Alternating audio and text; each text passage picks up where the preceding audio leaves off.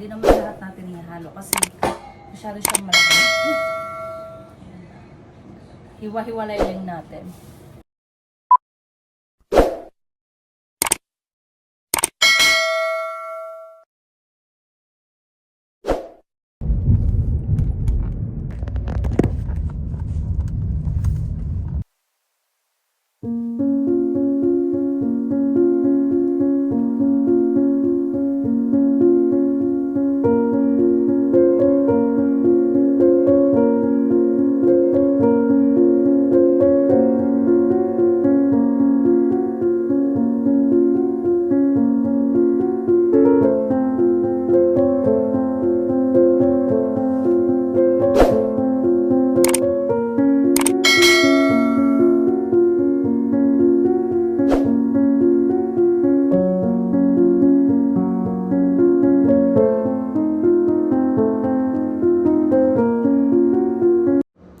Hello everyone! Sa hindi pa po nakakakilala sa akin, ako po si Cheryl, lumaki sa farm.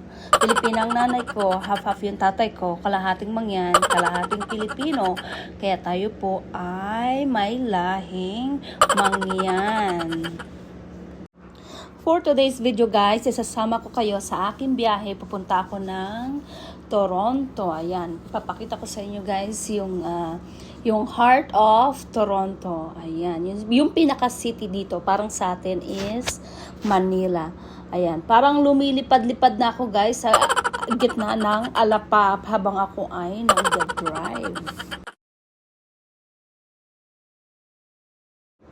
At eto na guys, pumasok na tayo ng highway. Kadalasan kasi sa highway guys, mabilisan talaga. Kung gusto mong mapadali yung time na pupunta ka ng Toronto, highway yung gagamitin mo. Or either na kung saan ka pupunta, highway yung gagamitin mo, mabilisan talaga ang driving dyan. So ayan, para na tayong lumilipad-lipad guys na malapit nang maabot ang heaven.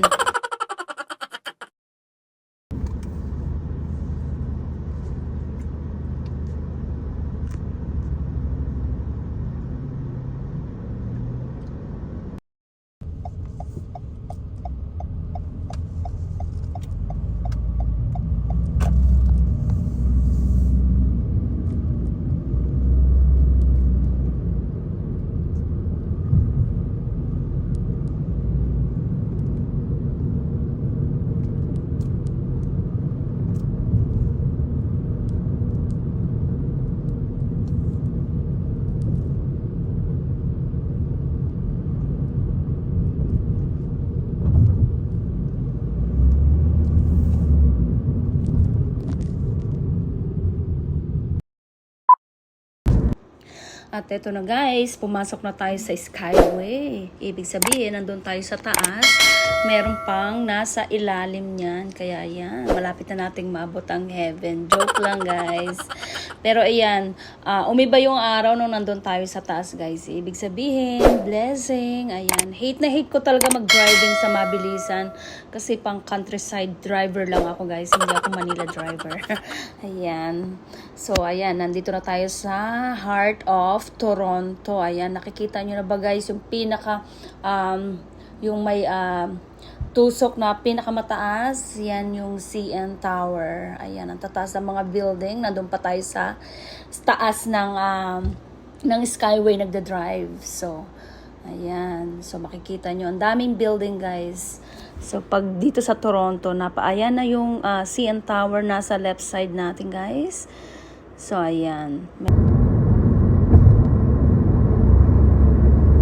In 600 meters, use the right two lanes to take exit 154 toward Harbor Street.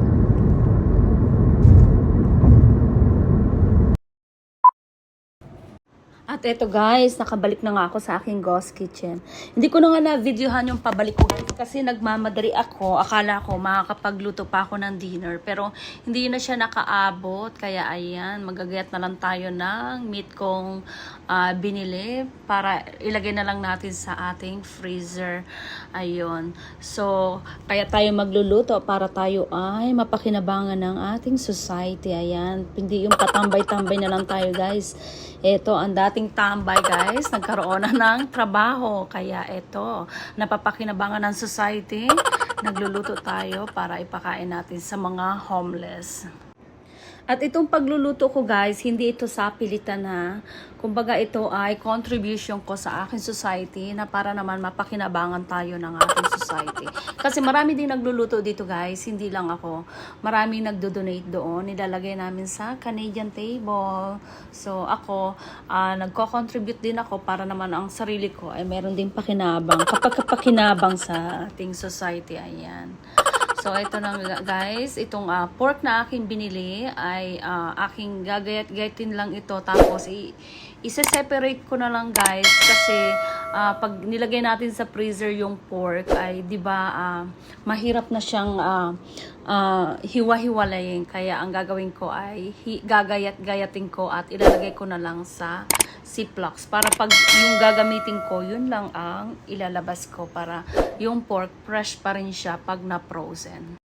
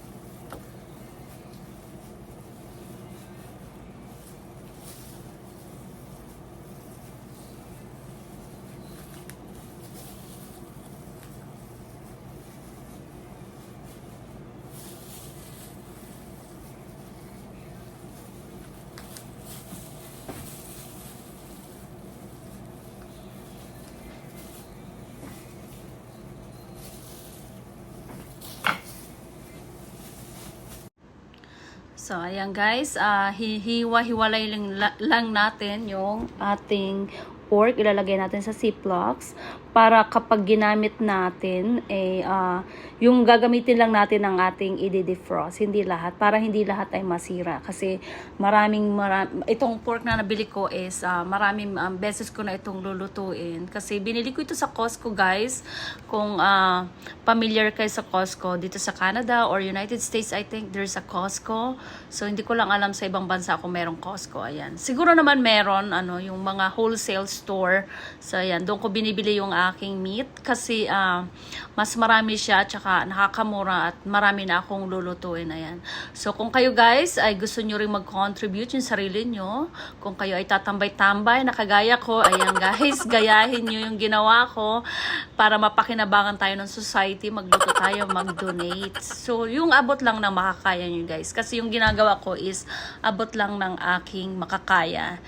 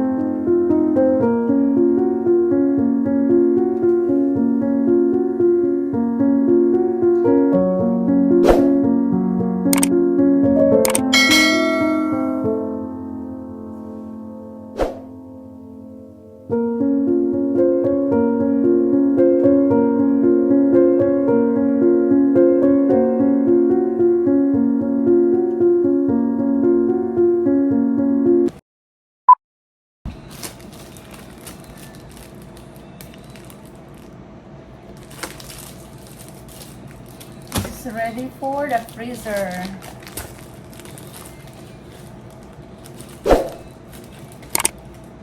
At ito na guys, natapos din sa wakas ang aking paggagayat ng ating meat.